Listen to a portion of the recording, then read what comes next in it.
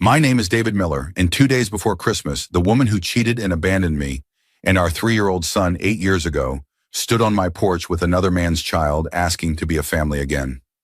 I smiled. The smile surprised her. It surprised me too. The porch light cast a yellow circle on the snow, and in that circle stood Karen, older now thinner in the face, holding a small boy by the hand. His breath came out in white puffs, quick and nervous.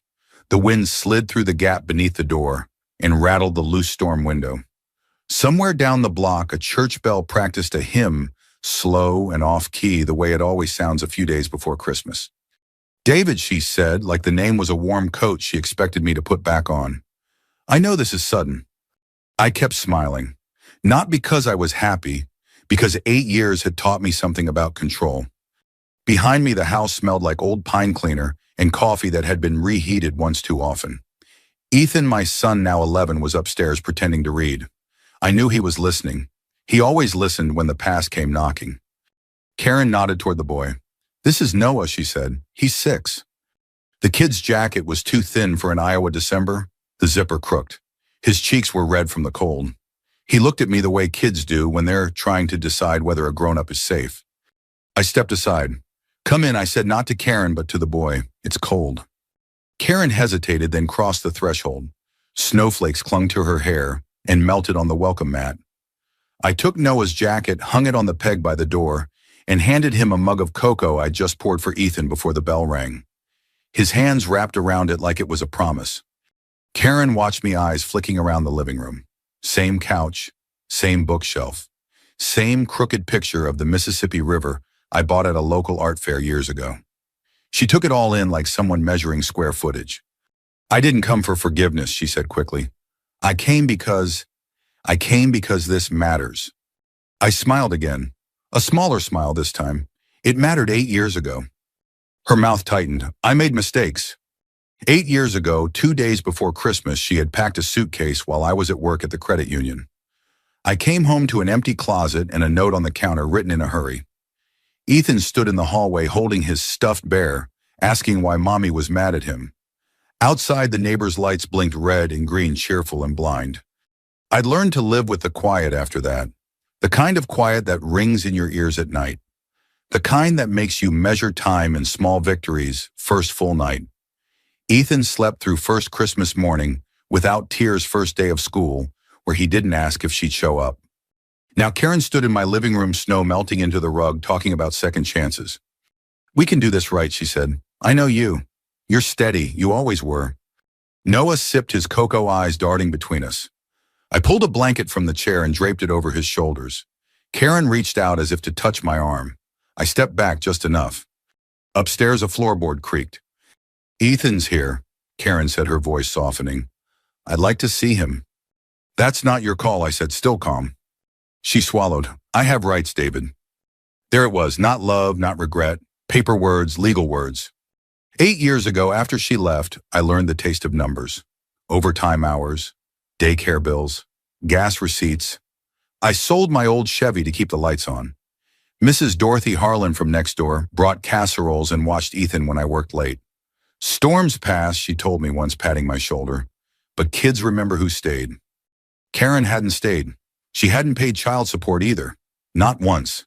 The court papers said abandonment, sole custody, black ink on white paper, heavy as truth. Now she was back, looking around like the house might still recognize her. I just want to talk, she said. For Christmas? I glanced at the clock. 6:42 p.m. Ethan's bedtime routine started in 18 minutes. He liked it when things stayed on schedule. Talk, I said. She told me about hard years and bad luck, about moving from place to place, about Noah's father being gone. She spoke quickly like she was afraid I'd interrupt. When she mentioned God and fate, I smiled again faintly. I'd heard those words before from people who wanted something they hadn't earned. At one point, she said, Ethan's doing well in baseball, right? Shortstop. The smile stayed, but something inside me went still. I hadn't told her that. I hadn't told anyone outside a small circle. She caught it to the shift. People talk, she said. The church bell stopped. The house settled. Noah finished his cocoa and set the mug down carefully, the way kids do when they don't want to break anything. Karen reached into her purse and slid a folded paper onto the coffee table. There are things we never finished, she said. Things that were ours. I didn't touch the paper. Upstairs, Ethan's door opened. He stood at the top of the stairs, older, now taller, braver. He looked down at Karen, then at the boy with the blanket. Dad, he said. I looked up at my son and felt the weight of 8 winters lift just a little. Yes, buddy, I said. I'm here.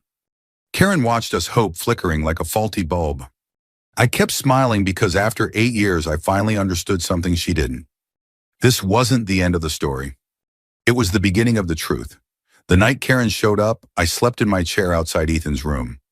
Not because I was afraid she'd sneak upstairs. She didn't know the house the way she once had, but because some habits never leave you. When someone walks out on you once you learn to guard the doors twice. My name is David Miller. I'm 56 years old and I live in Dubuque, Iowa, 3 blocks from the river, in a house that's paid for mostly in stubbornness and coffee. 8 years ago, 2 days before Christmas, Karen walked out while I was at work. I was a loan officer at Dutrack Community Credit Union, back then still am. I remember the exact moment I found out. I came home early because the roads were bad, snow thick and wet. Her car was gone. So was half the closet. Ethan was 3. He stood in the hallway holding his bear by one ear, staring at the open bedroom door like it might explain itself. Mommy mad, he asked. I told him no. I told him Mommy had to go on a trip. I told him a lot of things that night, all of them half true. Karen didn't answer her phone. Not that night, not the next morning. I spent Christmas Eve at the kitchen table with bills spread out like a losing hand. The radio played Johnny Cash singing something about home, and I turned it off because it felt like mockery. Christmas morning came anyway. Ethan tore wrapping paper with the kind of joy only kids have, the kind that doesn't yet know about absence. When he asked when Mommy would be home, I said soon because saying I don't know felt like giving up. Soon turned into weeks, weeks into months. I learned quickly how expensive loneliness can be. Daycare costs more when you're the only one paying. Overtime doesn't feel like overtime when it's the only way to keep the furnace running. I sold my Chevy because the transmission started slipping and I needed the cash more than the comfort of an old friend. Some nights dinner was Casey's Pizza and instant mashed potatoes. Some mornings I drank coffee that tasted like regret and went back to work anyway. The court paperwork came in a thick envelope, official and cold. Karen never showed, not once. The judge used words like abandonment and sole custody. I nodded because nodding was easier than crying in public. Child support was ordered. It never arrived. January 15th, $0. February 15th, $0. March 15th, $0. I kept a notebook back then, nothing fancy. Just dates and numbers. I didn't know why I was keeping it. I just knew it felt important to write the truth down somewhere. Mrs. Dorothy Harlan from next door noticed my porch light on late one night and knocked. She was 72, widowed, and had lived in that house since Nixon was president. You eating, she asked, holding a casserole dish like a shield. We ate together at the table. She told me storms pass. She told me kids remember who stays. She watched Ethan when my shifts ran late and never asked for anything in return. That's what people don't tell you about being left. You don't fall apart all at once. You fall apart in pieces quietly between responsibilities. You learn how to function on fumes. One afternoon, about 2 years, and a letter came in Karen's handwriting. I recognized it immediately. My hands shook opening it. She wrote that she was sorry, that she thought about Ethan every day, that she wasn't ready to come back but wanted me to know she regretted how she left. I folded the letter and put it in a drawer. I didn't show it to Ethan, not because I wanted revenge, but because I didn't want him waiting again. Guilt sat with me after that, still does sometimes. Years passed. Ethan grew taller, learned to ride a bike, started playing shortstop at school. I cheered from the bleachers and waved when he looked my way. He stopped asking about his mother, not all at once. Just gradually, the way kids stop asking for things they've learned won't come. Then Karen showed up again 8 years later, standing in my living room with another man's child wrapped in my blanket. The next morning, I took a personal day. I dropped Ethan off at school like always. We didn't talk much in the car. At lunch, I sat at the VFW post with Ray Pritchard, who'd known me since before my hair went gray. People don't come back for love, Ray said, sipping his beer. They come back for shelter. That afternoon, I called Megan Klein, a family law attorney downtown. Straight shooter. No nonsense. She's testing boundaries, Megan said after I told her everything. Let her talk. You just bring the facts. That night, Ethan asked me, Dad, is she staying? I looked at my son, really looked at him, at the boy who grew up without excuses. No, I said, not anymore. Outside, the wind rattled the windows. The house held. Karen thought she was knocking on a door that still belonged to her. What she didn't know was that the foundation had been poured without her, and it was solid. Karen stayed in town that week. I knew because Mrs. Dorothy told me she'd seen her car parked outside the budget motel near Highway 20, the one with the flickering vacancy sign and the ice machine that never works. People always think coming back is dramatic. Most of the time, it's just small and sad. My name is David Miller, and by the third night after she returned, I understood exactly why she was here. She called me just after dinner. I was rinsing plates, listening to the hum of the dishwasher and the low whistle of wind pushing snow against the siding. Can we talk, she asked, somewhere neutral. Neutral, I learned over the years, usually means public. We met at the Hy-Vee Cafe off Dodge Street. Same smell of coffee and fryer oil it's had forever. Same linoleum floors. She sat across from me, hands folded tight around a paper cup. Noah was with a babysitter, she said. I believed her. The kid deserved warmth and cartoons, not adult conversations that circled like vultures. Karen started with apologies. They came out practiced like she'd said them in the mirror. I was selfish. I panicked. I ruined everything. I listened. I always listen. It's how I learned to survive meetings and courtrooms. Then the real ask arrived, wrapped in softer words. I don't have stability, she said. No address that sticks. Schools won't enroll Noah without one. I need a place. A real place. You need my address, I said. She flinched, then nodded. I need what you have. There it was, shelter, leverage. She talked about Noah's father being gone, about bills piling up, about starting over. She didn't say the words money or house, but they hovered between us like steam. I know Ethan's doing well, she added too quickly. Baseball, shortstop. I looked at her over the rim of my mug. The coffee had gone cold. That's right, I said. He is. Her eyes dropped. People talk. Later, I'd replay that line. People talk. In a town like this, people always do. But some details don't travel unless you're listening closely. She reached across the table and touched my hand. I pulled it back and stood. We're done here, I said. That night, Ethan sat on the couch with his homework spread out, pretending not to watch me. He asked about Noah. That surprised me. Is he nice? Ethan asked. Yes, I said. He's a good kid. Ethan nodded. It's not his fault. No, it wasn't. That was the hardest part. The next day, Karen showed up again. This time, she brought a folder. We stood on the porch. Snow creaked under our boots. I found something, she said, tapping the folder. Old paperwork. Things we never finished. Put it away, I said. She didn't. She slid out a photocopy, an old bank statement from when we were married, yellowed and irrelevant. But she said it like it was a weapon. You never divided everything, she said. I could talk to a lawyer. I smiled then. The second smile. The one that comes when you recognize a pattern. Do what you need to do, I said. Her voice cracked. You think I don't feel bad? You think I don't pray about this? I looked past her at the river in the distance, gray and steady. Prayer doesn't replace responsibility, I said.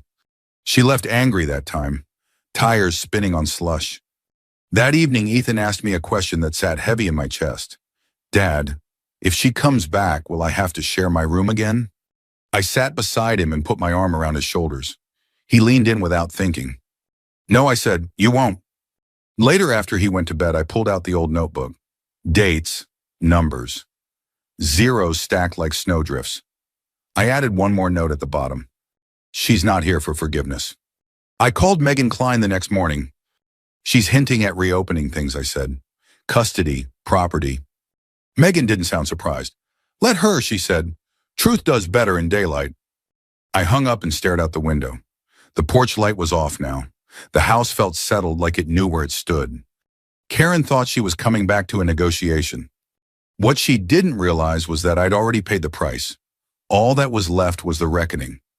I didn't sleep much after that, not because I was afraid of Karen, but because I was afraid of myself, of the part of me that still remembered the woman she used to be.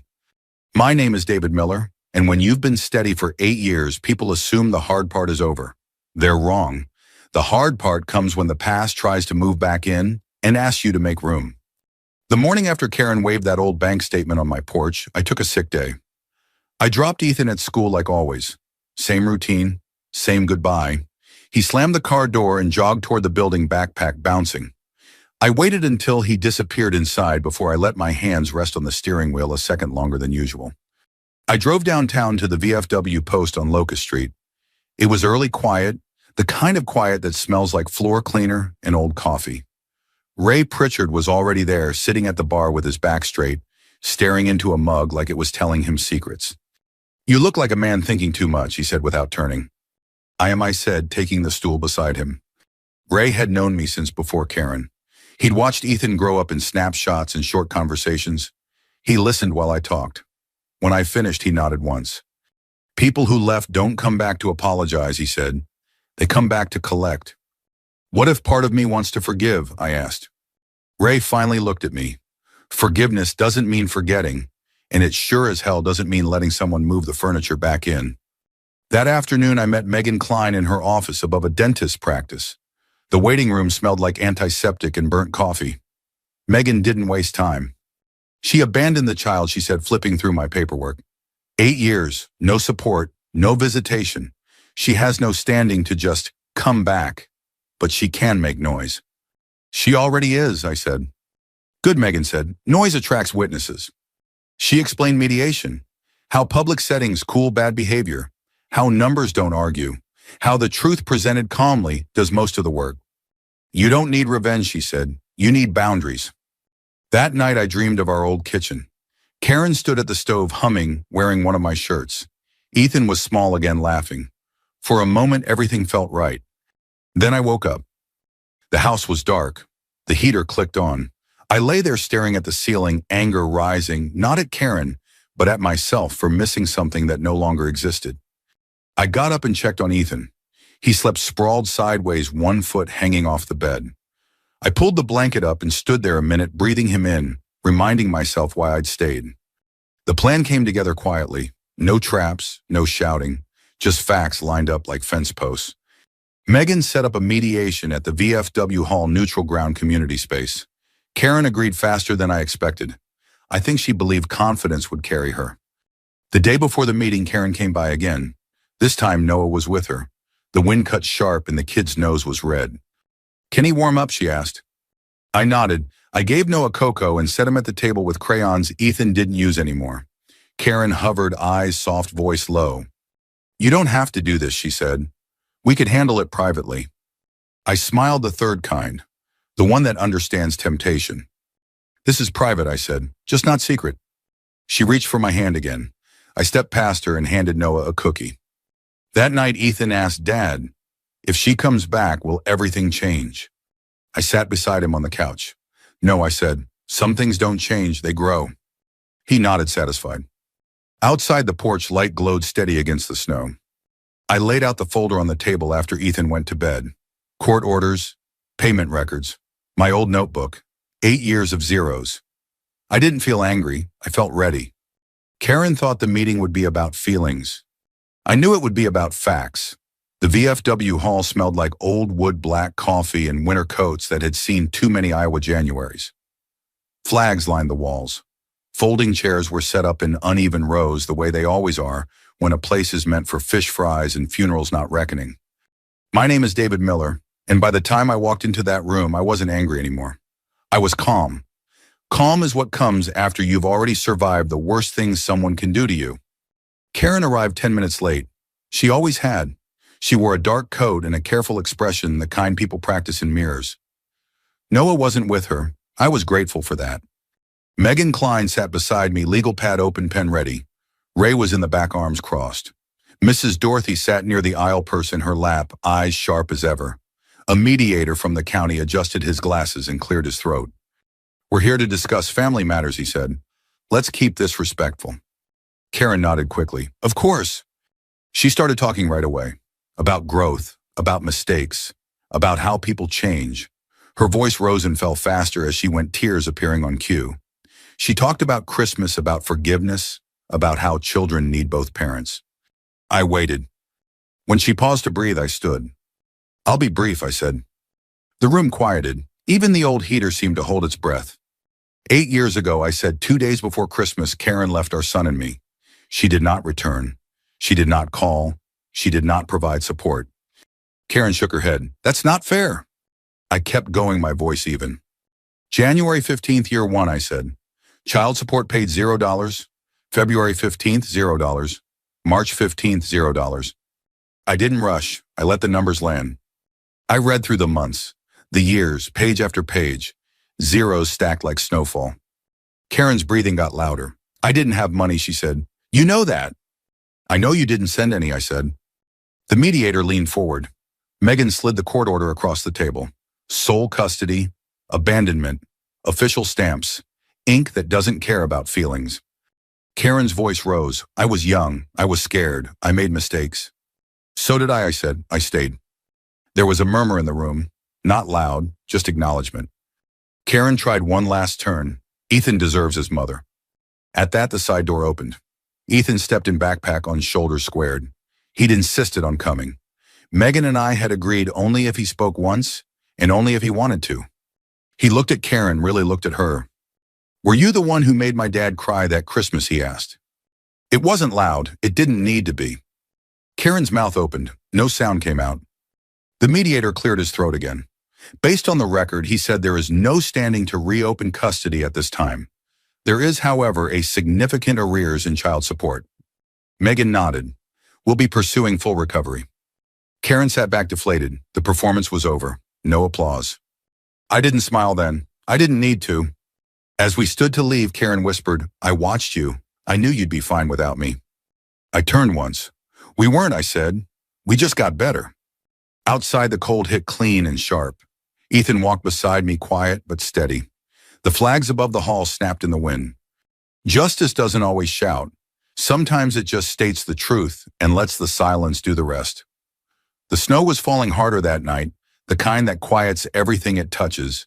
Big flakes drifted under the porch light and disappeared when they hit the steps like they'd made a decision and were done with it. My name is David Miller, and for the first time in 8 years, I knew exactly where the past belonged. Karen stood on the porch one last time. No folder, no speech. Just her and the cold. The wind pushed at her coat and she pulled it tighter the way people do when they finally realize there's nothing left to hold on to. "I didn't think it would end like this," she said. "It didn't end today," I said. "It ended a long time ago." She looked past me into the house. The lamp was on. The walls were warm with light. Somewhere upstairs, Ethan was brushing his teeth, humming off key. Ordinary sounds. Sacred sounds. "I just wanted the house back," she said. I nodded. "That's the problem. You wanted the house. You walked away from the home." For a moment, her eyes filled. Maybe it was real. Maybe it wasn't. At my age, I've learned the difference doesn't always matter. What matters is what you do next. "I'm sorry," she said quietly this time. I believe that she was sorry for herself, and that was enough honesty for one night. I smiled then, the last smile, not bitter, not guarded, peaceful. "I hope you figure things out," I said, "but not here." I closed the door, not hard, not soft, just firm. The lock clicked, solid, final. A year passed. The next Christmas, our church hall was loud with laughter and the clatter of aluminum pans. Mrs. Dorothy's casserole disappeared in 10 minutes. Ray wore a ridiculous sweater and pretended not to enjoy it. Ethan helped decorate a crooked tree and complained about the lights like it was his job. Outside, snow fell the same way it always does in Iowa, steady, honest, unavoidable. Karen never came back. The legal process did its work. Child support arrears were collected slowly, officially, without drama. Responsibility, not revenge. That was enough. Ethan grew taller, stronger. He stopped looking over his shoulder. And me, I learned something I wish I'd known sooner. Some doors aren't meant to be reopened. Not because you're angry, but because you've already built something better on the other side. If this story reminded you of a door you once stood in front of, or one you're standing in front of now, take a moment. Think about what you've survived. Think about who stayed. And if you feel like it, share your story or pass this one along to someone who might need it. Sometimes knowing you're not alone is the strongest gift there is. Thank you for listening.